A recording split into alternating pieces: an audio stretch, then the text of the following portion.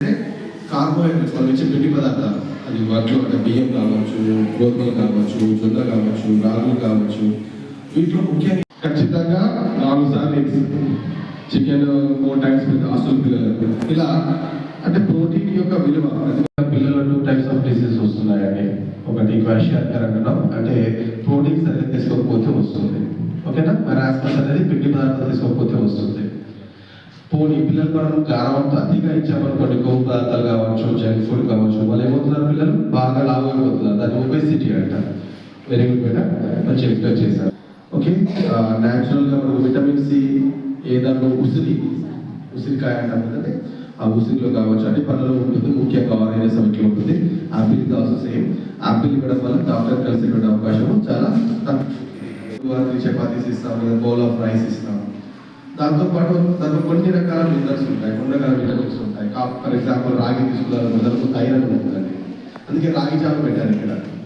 అలా బెల్లం, రాగి జావలో బెల్లం కూడా వేస్తాం. దానివల్ల ఏమవుతుంది అంటే పిల్లలకు, ముఖ్యంగా అమ్మాయిల్లో రక్తహీనత అనేది ఏర్పడుతుంది. కాబట్టి ఆ రక్తహీనత తొలగించేందుకు ఆ ప్రభుత్వం ఒక స్వచ్ఛత సంస్థ సహాయంతో పిల్లలకు 3 రోజులు రాగి జావ ఇస్తున్నామండి. సర్వ్ చేస్తాము, మీరు కూడా చేసి చూస్తాను. ఓకే, చక్కగా అనిపిస్తుంది, అంత తీయగా ఉండదు. సో అది మేము అందిస్తూ ఉంటాము. ప్రోటీన్స్ అంటే మనం గుడ్లు కావచ్చు, చికెన్ కావచ్చు, ఇవన్నీ ఏంటంటే పప్పు, ఇవన్నీ కూడా బాడీ బిల్డ్ చేస్తాం, పిల్లలు మెరుగుదలకు ఉపయోగపడతాయి. కాబట్టి అవి కూడా ఖచ్చితంగా ఇవ్వాలి మన డైట్లో. అలాగే నెక్స్ట్ లిపిడ్స్ అంటే ఫ్యాట్స్ అంటాం, ఆయిల్, అది చాలా తక్కువ మోతాదులో ఉన్నారండి. ఎక్కువ మోతాదులో ఉంటే మన పిల్లలకు హాని చేస్తుంది.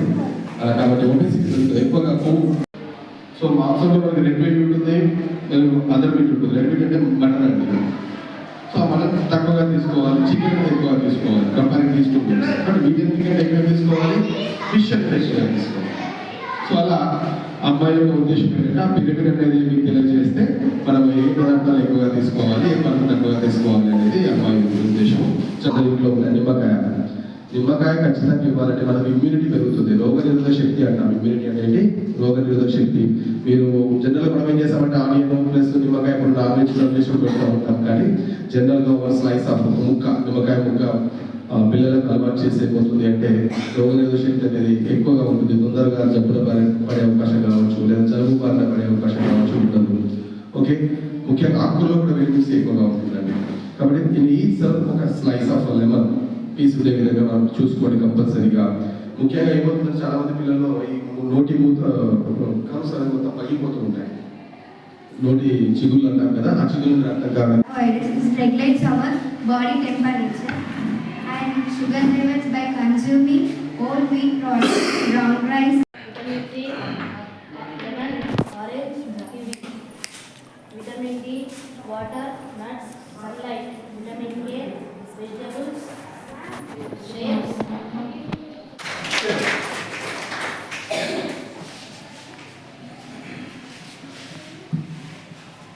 Daily take 1 apple, no doctor. Daily take 4 badam, no cancer. Daily take 1 lemon, no fat.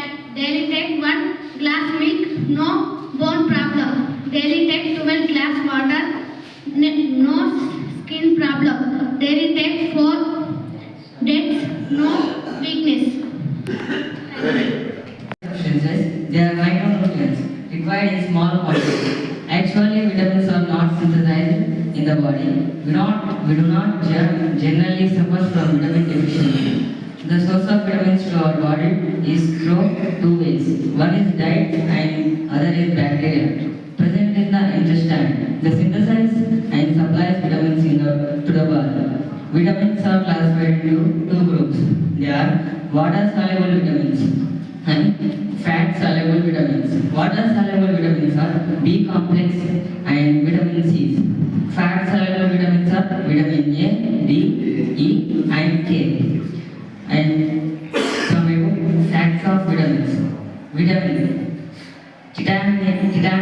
B1.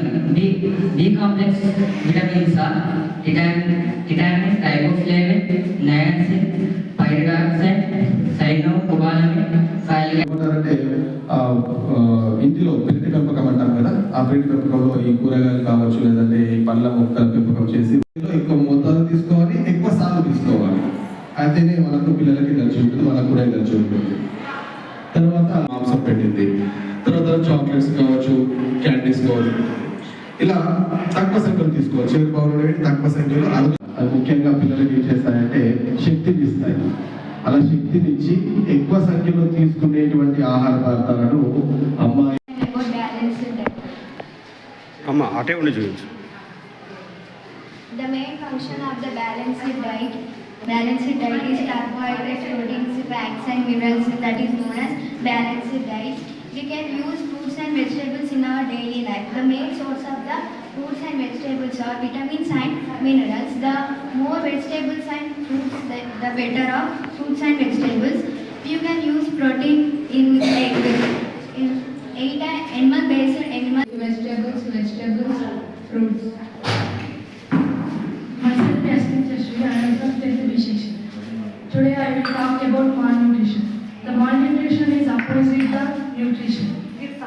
The malnutrition lead cause to two diseases, kwashiorkor, marasmus. Kwashiorkor is due to deficiency of protein. Like symptoms are